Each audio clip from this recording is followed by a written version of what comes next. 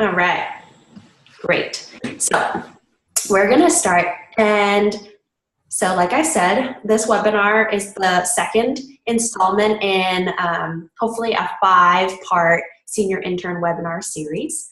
And so this is the second installment called Running Effective Meetings. And so I first wanted to start, I know it's a small webinar this time. Last week's webinar, or last month's webinar, had about 12 people, so this would have taken a long time, but this is nice and close, so we'll get to know each other well. So I was hoping that we could just each say who we are, where we're from, and why this is important to you, basically why you're here. And so I can start in the sense that my name is Sam Ha. I am a Bonner alum from Ursinus College, where I was a Bonner there. And then I came here after I graduated in 2016 to work at the Bonner Foundation and work with Bonner on a national level. And so for me, being a former senior intern, I think it's really important for senior interns to get this experience, because I know you have a lot of your time dedicated to all sorts of meetings, all Bonner meetings, staff meetings, class meetings, that type of thing. And so I'm happy to be here and meet you guys. Would either of you like to introduce yourself first? Sure, I'll go. So my name is Regina. I am the student coordinator of Bonner at the University of Tampa. Mm-hmm. So I plan and run the majority of our meetings. So I guess just I'm interested in trying to get everyone a little more engaged and just trying to figure out ways to run a more effective meeting. It goes pretty well, but there's obviously always some hiccups that and room for improvement. Mm-hmm. Great, thank you, Regina. All right. Awesome. So it's nice to meet you as well, Bonner alum. That's great. I'm happy to have you on the call as well. And I'm sure I'm going to mispronounce your name, but is it Matthias? Is that right? Okay, awesome. Cool. Well, happy to have you here as well. So we're just going to move right along. To kind of start, it's funny because a lot of the things that I'm doing in this webinar, I'm hoping to model what an effective meeting should look like. So one of those things is that we will start and end on time, and it's really important, as you'll see later, that we have defined goals. And so this is the goal, these are the goals for our webinar. So basically to learn a lot of different strategies to design effective meetings and facilitate them. So those are the two big cornerstones of this webinar, the design and the facilitation. And then also to model the process so that, so one, modeling the process of an effective meeting, but also giving you a little bit of like step-by-step homework that you can follow to design your own meeting and tailoring it to fit the outcomes of that you create for your meeting.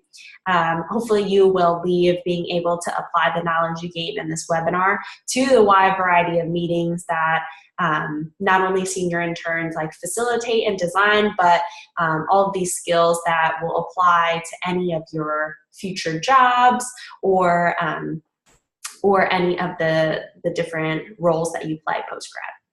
And last, I hope that you can leave with a meetings toolkit. And so that's made up of a lot of different resources, both from the Bonner Network as well as our partners and different resources that are out there. So those are a bit of the goals. And in regards to webinar rules of thumb, I have these at the start of all of the webinars that I host. Basically, feel free to ask questions at any time, so you can shout it out. You can do it in the chat box or afterwards via email if you feel more comfortable that way. I also ask that you mute your microphone unless you're speaking. This probably won't be the case for today since there's only a couple of us. But when we have a really large webinar, sometimes background noise can really interrupt the webinar and how you can focus during it. And this webinar will be recorded, like I said earlier, and posted on the Bonner Wiki. So this is another chance for you just to say if you're all right with that, because you both said you did. So that should be fine. Hello, Adam. Hi, sorry I'm late. No worries, no worries. Great. So we just went over the goals and the rules of thumb, and now this is the agenda. And so this is nice and kind of laid out in regards to what we're going to cover today. So why does this matter? Why are we talking about meetings? Effective meeting design. So how do you create a meeting that is effective? The facilitation process. What are some strategies that make you a successful facilitator? Building your meetings toolkit. So these are a whole bunch of resources, approaches that you can use when you're designing or facilitating. How to apply this knowledge back to either your experience as a student leader or in your broader experience in the working world or in fellowships, and then what's next. So that's the agenda. And so first, why does this matter? So when I was thinking about this, thinking about how to support you all as student leaders, as senior interns, as professionals, I was thinking back to my experience as a senior intern and a student leader in my Bonner program, and I was thinking about how many meetings that you either have to facilitate or run or design or be a part of. And so this is just a small look at them. So you're a part of staff meetings. The senior interns meet with like different Bonner staff or staff on campus. You have Bonner leadership team meetings, so you're normally facilitating those and designing what those meetings look like. There's class meetings, all Bonner meetings most of the time. Like Regina, you said at UT, you're the person that normally facilitates and designs those. And then there's also these other meetings that people might not think about. Like there's this push toward issue-based meetings or site team meetings.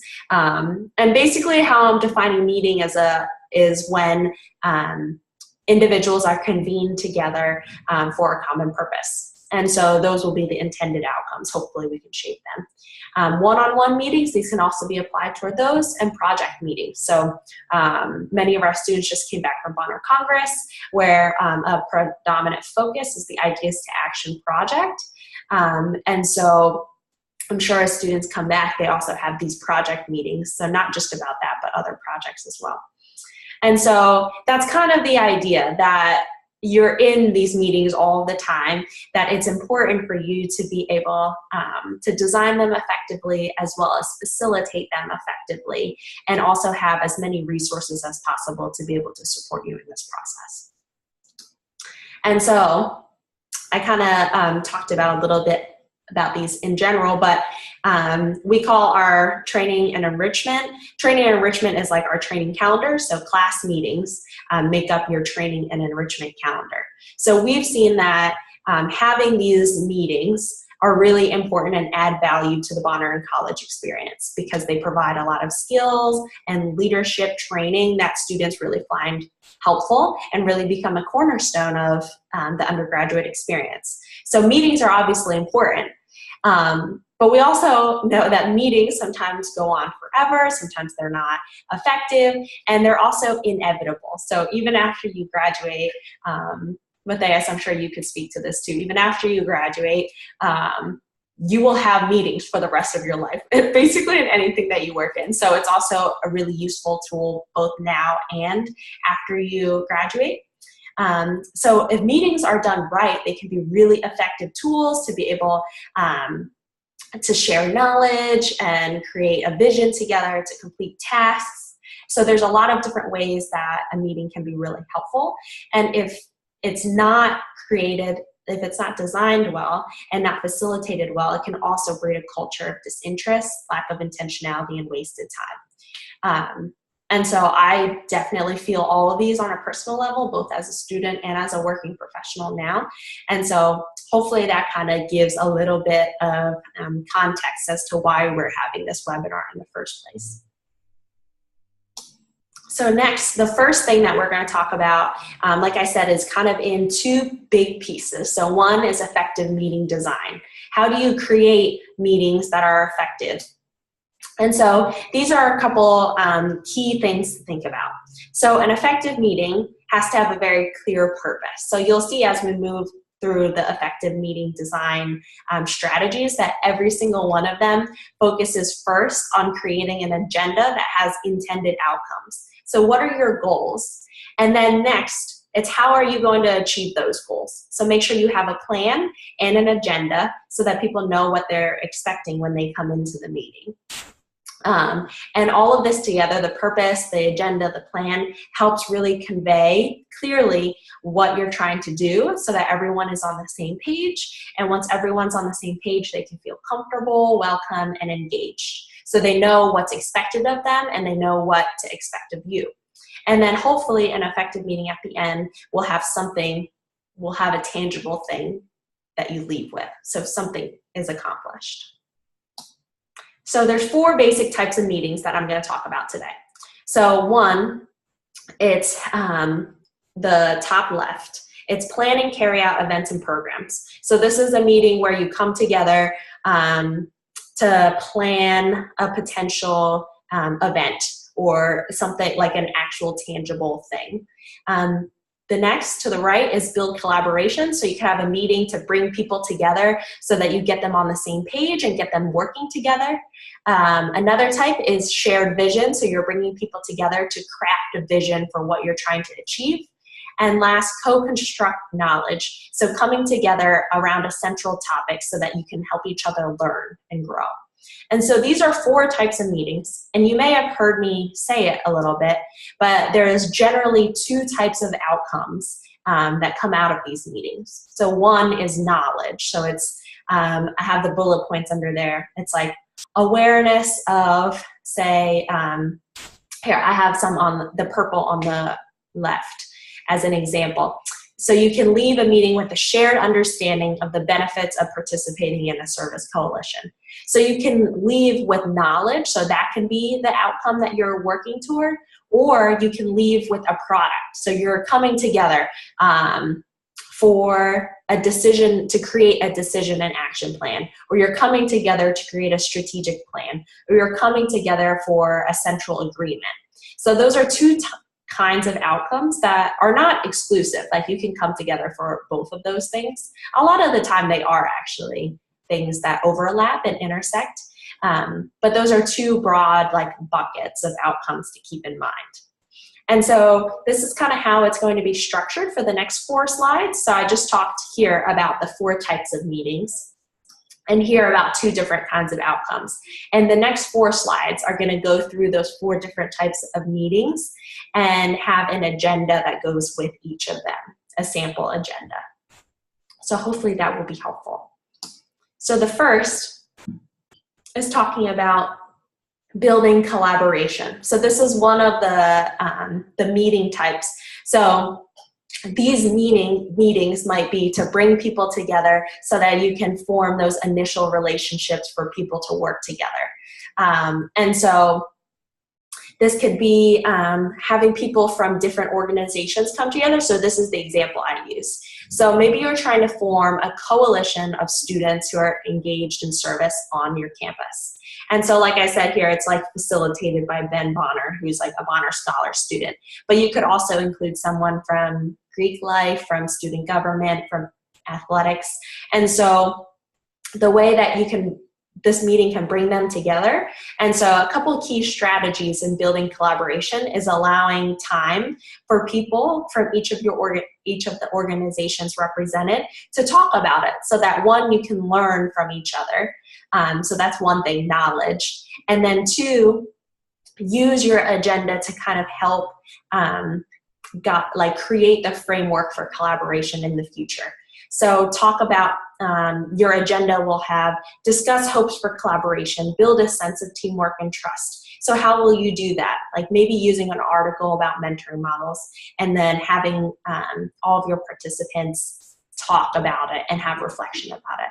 So this is one example of how you can use a meeting to build collaboration. And so this doesn't end just like on campus. This could be within your Bonner program. And so maybe you could bring in a class rep from each year, or this could be an all Bonner meeting and you have everyone come together so that you guys can collaborate on a project or something like that. So there's a lot of different ways that this type of meeting can actually be utilized in actuality.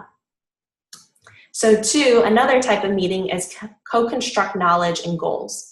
And so a lot of the time, these types of meetings are, they revolve around a central issue. And so oftentimes you use something like an article or a focus question or some scholarship to kind of revolve your meeting around this. So a lot of the time when I think about meetings like this in regards to a Bonner context, I think about classes focusing around an issue area. In this example, I have focusing around social action and community organizing. That's like the Bonner meeting per se. And so the goal is to learn about this. So this is really constructing knowledge. And the way that it would work, the way it's framed, is that there's maybe there's a guest presenter that comes and shares some scholarship. Maybe you introduce like a research article that everyone reads beforehand. But basically you come together and then you do an analysis. So you can do a SWOT analysis is the example I used. So you can analyze the strengths, weaknesses, opportunities, and threats associated with that issue, and then have group discussion, and then at the end set concrete goals and next steps. So how can we work toward social action and community organizing? How can we work toward having more work around these issues on campus? So that maybe that's the central question. And so this is another type of meeting.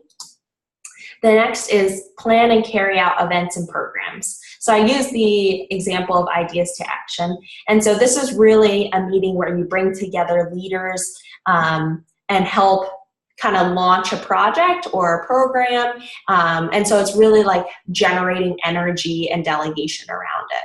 And so I use the example of ideas to action. So maybe you have a Bonner meeting dedicated to ideas to action where the Congress reps who attended Bonner Congress lead this meeting. And so the goal is to bring together people that they hope to be involved in the implementation of their project. And so they bring these people together. You create the goals, here are activities, the way that we're going to work through delegation and finalizing our project, and then end with next steps. And so this is really a mobilizing tactic, so how to plan and carry out these different events. And last, we have the last type of meeting, which is shared vision. So this is, I think, a really difficult meeting type to facilitate because it requires a lot of like planning time and facilitation, because you really have to lay out a specific process to help people pull together their vision. First, what they think their vision is, and also how to come together for a shared vision. And so for this, I use the example of Bonner leadership. So maybe you really want to revolutionize and transform the way that Bonner student leadership is on your campus, in your program. And so you want to bring together some key members. Maybe it's like the Bonner leadership team you bring together to talk about this. And so you bring everyone together, and then as you see in activities, you kind of map out this process of how to get to those goals. So first, they can map out the current Bonner landscape from a survey, review all the things that the Bonner students have contributed, say what they want student leadership to look like, and then together set goals and create goals that we agree upon together. And so this is a way to kind of get everybody to agree on a plan together. And so other ways that I could see this working is, so maybe there's a lot of unrest in your program, like people are dissatisfied with the way things are going.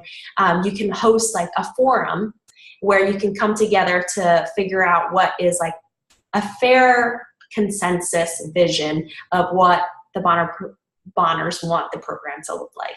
So I know I facilitated a meeting like that at Ursinus with 35 students, or 35 Bonner students, pulled them all together. They did a survey beforehand, and we kind of came together to set a few goals as to what we wanted our Bonner program to look like in the next 4 years, because we were dissatisfied with it.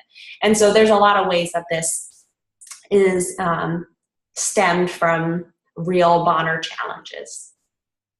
And so those are our 4 types. And so me talking about it, hopefully that's kind of helpful in context of meeting types. And so I wanted to end that section with this. So this is effective meeting design. This is like a step-by-step so-called homework. But I'm not necessarily going to check you on it or anything. But I figured that if you're like, oh, okay, like maybe I want to go and design my next meeting, so next week's meeting, or improve upon the meeting I already designed. These are kind of the steps that you would go through to design your meeting effectively. So one, you would list your intended outcomes. That kind of shapes the entire, meeting. And so you would first brainstorm out your outcomes and goals, and then you would figure out what process you would use to get to those goals. So what activities are you going to use, or what exercises are you going to incorporate to have your individuals reach those goals? And so that's the process. And then you figure out how much time is needed to delegate to each of those process segments. So each of those exercises, and then you identify a lead person for each of those topics. So you don't have to be the person that's always leading every meeting. You can delegate those responsibilities to other people. And so if you follow these 5 steps, hopefully you'll have an effective meeting design that fits all of those different requirements that we talked about. Cool. And so I'm going to move now to the facilitation process, but I wanted to pause really quickly to see if you guys had any questions about that. I know I've been talking for a while as well. You guys are fine? Okay. So next, like I said, you guys can interrupt me at any time to ask questions or put them in the chat box as well. And so that was the whole first part of the process. So how do you design meetings effectively? And now once you have designed them, how do you facilitate these meetings effectively? How do you run this meeting? And so an effective facilitator meets these certain requirements. And so to facilitate literally translates to the phrase makes easier. So a facilitator should make the convening and collaboration and sharing of ideas easier. So that's a key thing to keep in mind. So as a facilitator, are you making this process easier, or are you making it harder? And so hopefully you're making it easier. And so a facilitator really manages the process. So all these people are coming together, no matter how small or large. You're managing the process of how people talk to each other, how they learn from one another, and how decisions are made. Because like we said earlier, an effective meeting should always end with something happening, something being accomplished. So you're kind of the navigator in all of those things. An effective facilitator really encourages participation. So I'm sure we've all been in meetings where it's been monopolized by 1 or 2 people. And so really an effective facilitator is trying to include and be as inclusive as possible of all of the participants, get all of their input and voices.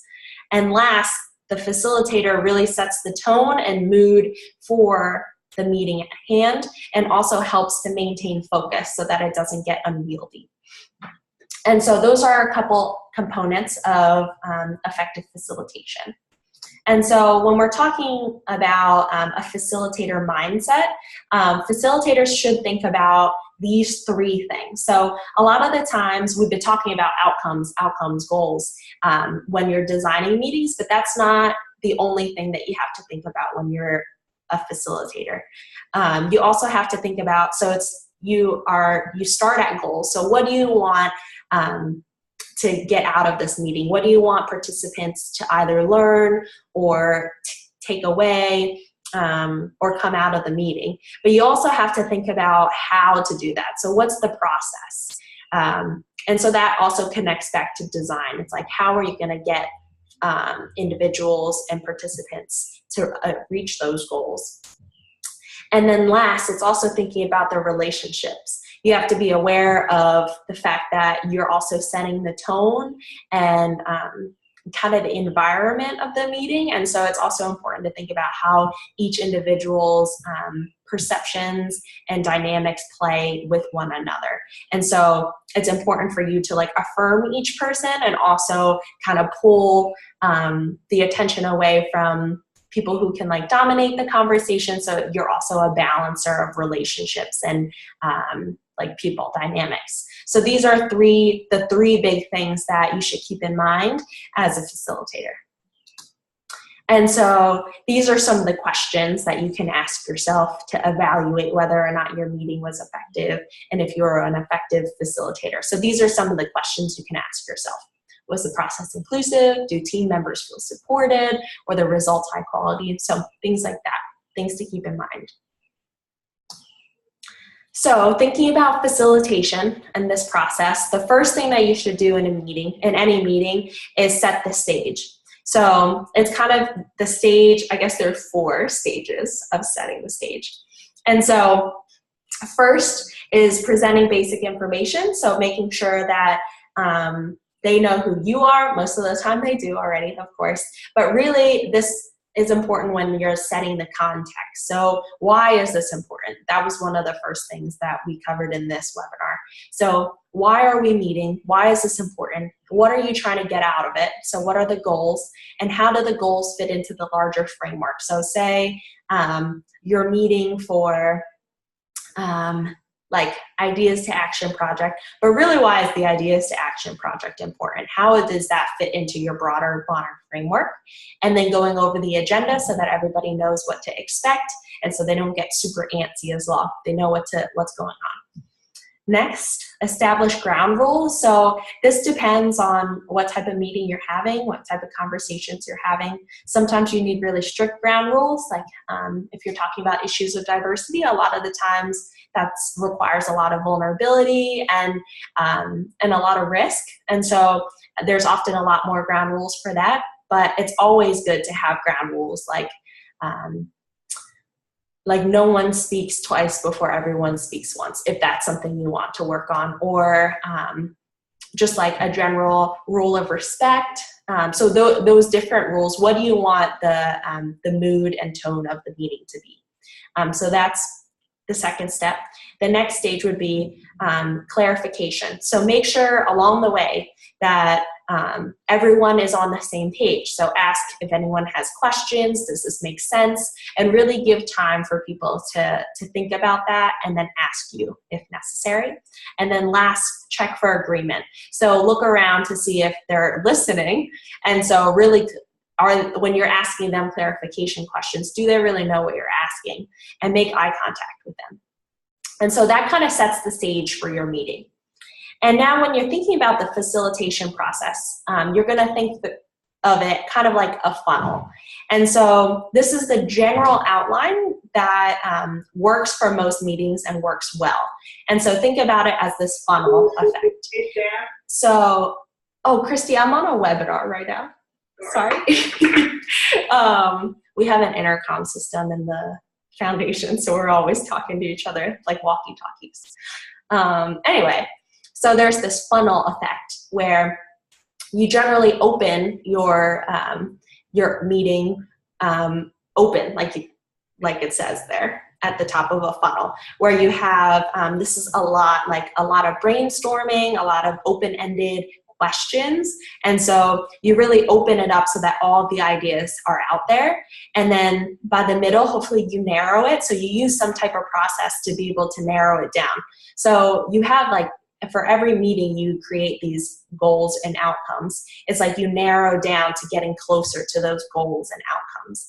And so, and then by the end, hopefully you close and you reach a closure. So one, to close the meeting, but also to close with either your 2 outcomes, so either knowledge or like a tangible thing to leave with. And so this is basically that funnel effect. It helps you get all of the input and it kind of helps you filter down and close it up with your next steps. And so this is something to think about as you're facilitating. Like if you're starting to reach like halfway through your meeting and it's still at the open phase, you might want to think about how you can narrow it down, what techniques you can use to do that, and then how you can close it out. And so now And the next 3 slides are going to elaborate on this. So one's going to be on open, one's going to be on narrow, one's going to be on closed. And each of these is going to elaborate. I'm going to elaborate a little bit more on strategies on how to do this. And so when you first open a meeting, some of these strategies is open with a brainstorm. So have people come and you have a central question and then people throw out ideas. You can list them out. So either students can list them on their own and then share out, or you can keep a running list at the top, at the front of the room on the whiteboard, on a big sheet of Post-it paper. You can have participants do a survey either at the beginning of your meeting or prior to your meeting. Have them submit the survey and you have those so that you can distribute, and that's how you have all the open ideas at the forefront. You can review the ideas that people brought. And these are like some specific strategies now. So maybe you really want everyone to be participating in this meeting, and sometimes that's difficult because of different personality types and things like that. So once around is a strategy where you tell everyone from the get-go that participation is really important for this topic. And so we're gonna go once around and everyone's gonna contribute an idea or a thought. Nos to eso. So this is what I mentioned earlier, where this is another tactic where it's no one speaks twice until everyone speaks once. And so that's a rule to also help encourage more facilitation. These rules you would use them, you would tailor it to the meeting that you have, of course, because this rule wouldn't necessarily be essential for every meeting. And so, but that's another strategy. And then open-ended questions. So you could have a couple questions, either you say them out loud and then you get verbal feedback, or you can write them around the room and have people like write their feedback as well, so you have something tangible to take away. But those are some strategies to get all of the input out there. And so that is often the beginning of any meeting. So this is the open stage, the open part of the funnel. And then now it's like, okay, so now you have all these ideas. How are you going to narrow them down? So this is probably the middle of your meeting. How are you going to narrow down all these ideas and get closer to your closing tangible outcomes? And so one way to narrow them is to think about, okay, so we have all of these ideas, and now let's think about the constraints. And a lot of the times when you think about constraints in regards to resources, so like your budget, like constraints in regards to time, in regards to things you have access to, those will normally start to weed out some of the ideas that wouldn't necessarily work in this case. You can use a technique of polling. So one, you could like poll the crowd, see which one's most popular. And then there's this prioritizing technique. And so the way you would use this is, so say you generated a list of like 20 options, 20 ideas. You would divide that by 4. So if it's above 10 ideas, you divide by 4. Under 10 ideas, you divide by 3. And then so like 20 divided by 4 is 5. And so everyone in the room would get 5 dots. And so everyone would have a pen, and then they would go up to the list, and then they would put their 5 dots next to the ones that they feel are of utmost priority. So people could put like their 5 dots next to all the same thing because they think it's really important, or they could split them up. And then after that, so that's one way to narrow it down. You can see from the list then which are the utmost priority. So that's one way. So that's a technique that you can use. That's kind of, it's kind of like voting, but it gives a little more leeway, and people really feel like they're contributing a lot. And so that's a technique. You can eliminate duplicates. So say you have 2 ideas that are similar, you can combine them and eliminate ones that are the same.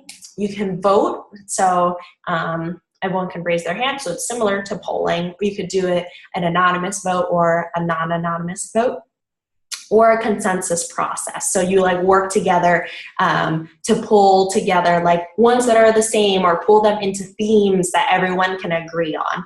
And so this is another one of the things where you can establish if you want to come to a complete consensus during your ground rules. And so this is another way that the facilitator kind of dictates the flow, the process, and the tone of the meeting. And so those are a couple strategies to help you narrow down. So we have open and we're coming to narrow, and now how to close out a meeting. So these are some of the strategies. So you can do a negative poll. So with that prioritizing technique I just told you about, like everyone puts their dots next to the ones that they prioritize. The ones that don't have any dots, you can say it's like a negative poll. So you kind of get rid of the ones that weren't voted for. And so it's like, is everyone okay, since this idea didn't get any dots, that we can eliminate this one? And so you can kind of work that way. So it's like, this one only had one dot. Is it okay if we get rid of this one? So that's a polling technique where you come down really close to maybe 1, 2, or 3 ideas. Another one is the decision. So based on the prioritizing technique or voting, you come to one decision. So this is the one we're going for based on this. You can combine, agree, so you can have people talk about it. So it's like, actually, I don't want to get rid of that one because I think it's really important, and have people talk about it and come to an agreement. And then last, define your next steps for the decision. So basically, that's just like, okay, so we've come to this decision, but let's think more about it, and then we'll come back next week. It's basically defining the next steps for what you're gonna do. And so that kind of closes it out, because now you've come to a decision and now you're looking forward. So you're kind of providing that closure that way. And so that is the general funnel framework that we recommend for really effective meetings, because it allows for a lot of input and feedback, but also it allows for you to come to a decision. And so with that like framework for what facilitation looks like, I wanted to provide you with a couple resources to build your toolkit. So that's a lot of information, which is obviously part of your toolkit too. But here are some specific things that you can use. So this is like what I call your bag of tricks. So these are some tactics that you can use throughout your facilitation time. So plus delta is basically you write a plus and a delta. It's almost like a pros and cons, but it's more progressive thinking, because the plus is all the strengths, and then the delta is areas of improvement. So it's not focusing on negatives, but it's really focusing on areas that can be changed. And so that's one way to start narrowing things down.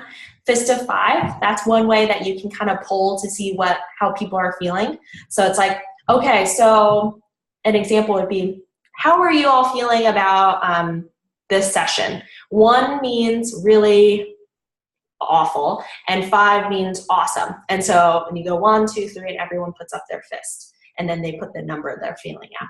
And so that's a good way for you to be able to poll the crowd. Once around, that's gathering input from everyone. So everyone says, provides their idea or thought. Running index cards is something where when everyone comes into the room, you can have everyone write down an issue that they care about, or any prompt that you're thinking. But say they come in, an issue they care about, they write it on an index card, and that kind of sets the agenda for the meeting, where you pull out an index card, an anonymous one, and then you all talk about that. Most interesting thing is basically an idea, a structure that only the meeting is structured around the most interesting things that you all care about as participants in this meeting. So then that's kind of a structure where people are like, the most interesting thing to me about this is blank, and then that's what you talk about. And so that's a couple of strategies. So say these are a couple strategies. Say your meeting is getting like way off track and you need to pull people back together. Or there's a couple of people who are being really difficult in your group and you need to kind of refocus. These are a couple strategies to be able to do that. So boomerang is, say like people are starting to ask questions that are like not focused, or kind of like going off on tangents. What you would do is turn the question back to the group. So you'd be like, someone would be like, well, why is this even important? Or what if we do it this way? Or something like that. You would turn it back to the group and be like, well, what do you guys think? And then that kind of focuses it back again and asks it to the group.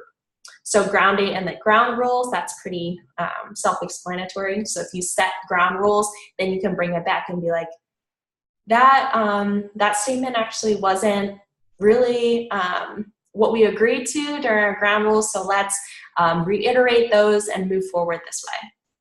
Where are we? So say like people are getting tired or this or that, you can say, where are we? And you can ask everyone can say like, oh, I'm feeling this. So you can kind of check in, and then after that you can decide like, okay, maybe we need a coffee break. We'll come back in 5 minutes. And then that's a way to refocus. Affirm, then affirm, then defer. So it's like, say someone says something that's either, it's not on target with what you're trying to talk about. You can say like, yes, thank you for that opinion. And now we're going to talk about this. So affirming it and like acknowledging it, and then moving back so that you can refocus again. And then what's going on? So this is a tactic that allows for you to directly address what's happening.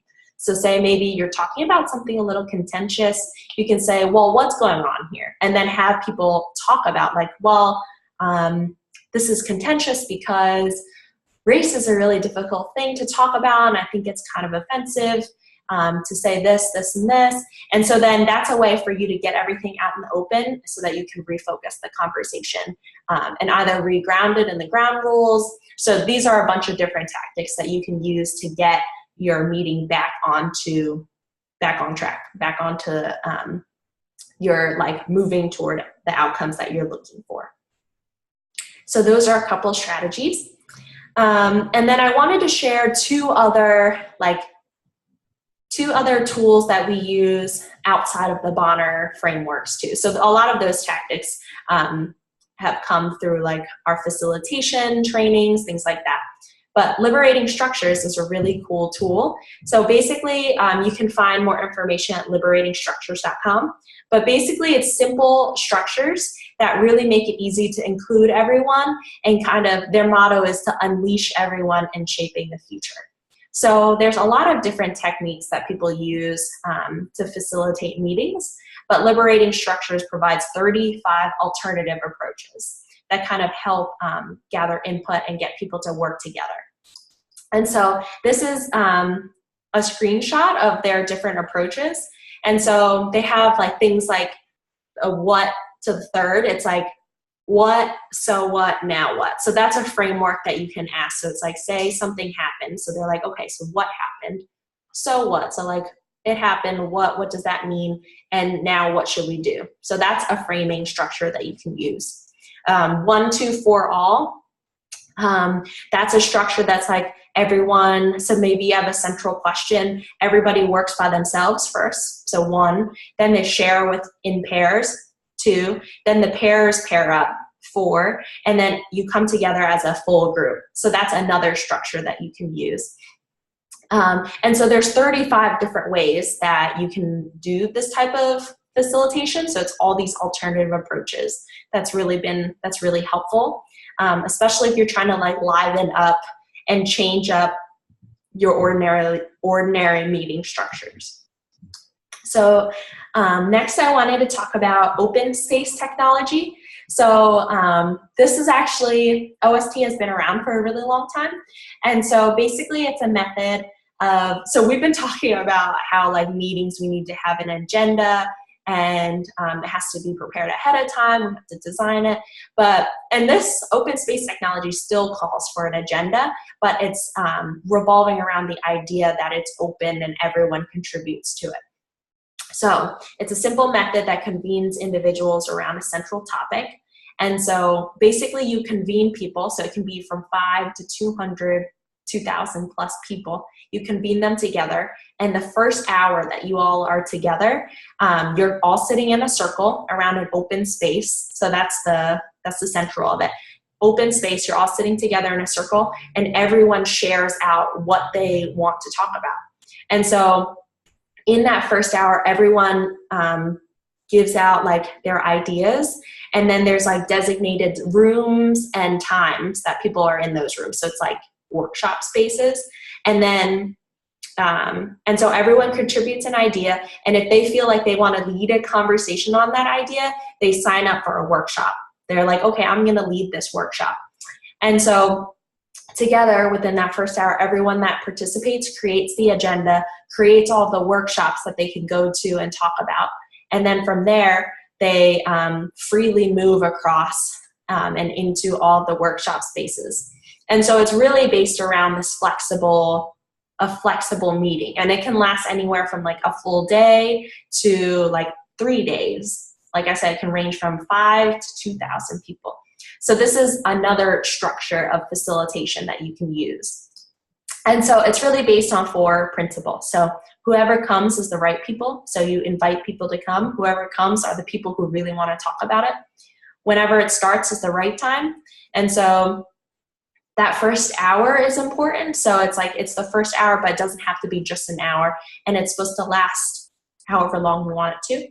So whatever happens is the only thing that could have. So it kind of eliminates the should haves, like if only, so it eliminates that type of conversation. It's like what happens here is what could have happened here.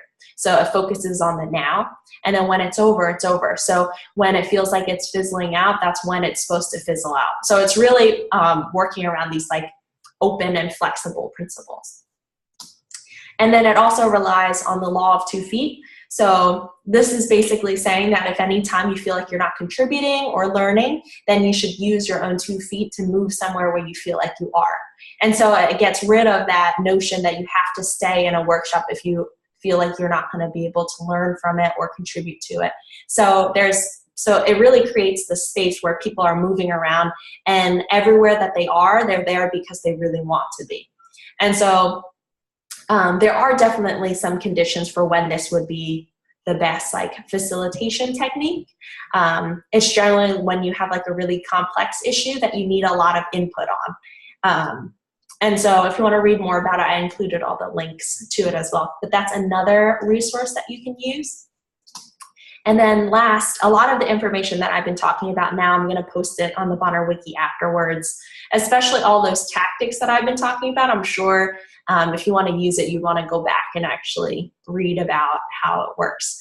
And so you can go on the Bonner Wiki for all of this. So a lot of that information I talked about is in our training guide. So these are all links. So you can go to the Bonner Wiki at bonner.pbworks.com, but in particular, these are links to like Facilitation 101, 201, and 202. So these are trainings that you can facilitate with like other student leaders in your program that you want to also have these skills, but you can also read through them so that you have a lot of those skills in writing so that you can help.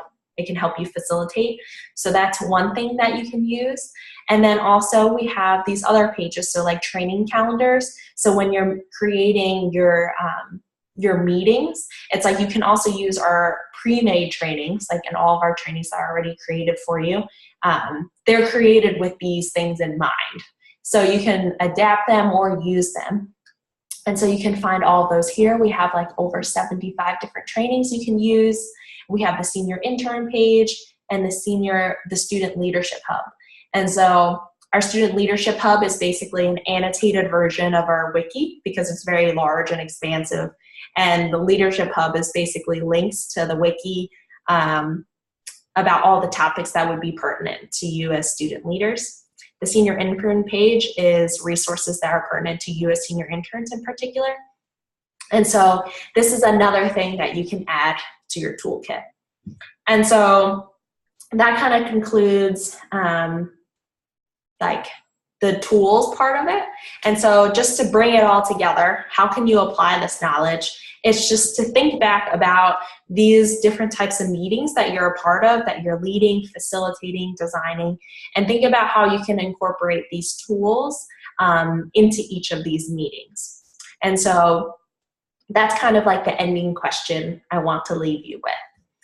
And so to kind of think about next steps in regards to what's next in our Senior Intern Webinar Series, last month we started, it's called Starting Strong. So basically how do you start the school year off strong as student leaders?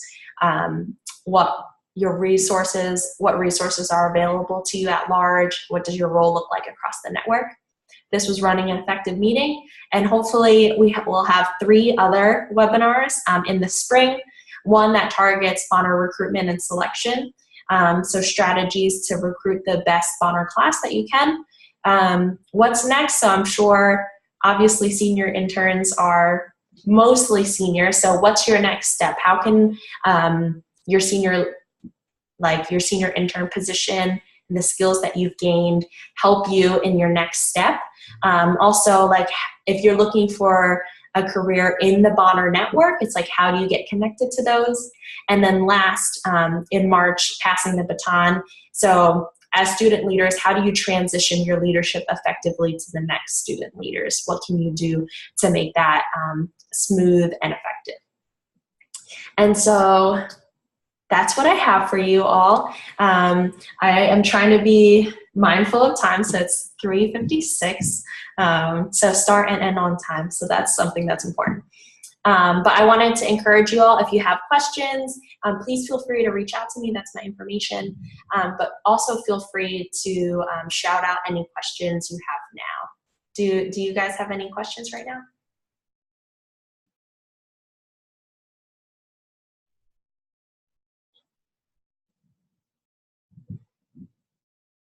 No? Okay, great. Well, once again, feel free to reach out to me with any questions if you have them. But that concludes our Running Effective Meetings webinar. So please feel free to share it with your peers, anything like that. And I hope to see you guys soon at our next webinar, just in general. All right. Well, thank you all. I hope you have a great rest of your day. Thanks for joining me today. Thanks, Sam. I really like the idea you had to set goals at like your kind of town hall meeting at the end of the year. That's something that we always struggle with, because that can turn into this like really contentious, just angry place. Because that's what people vent most of their feelings.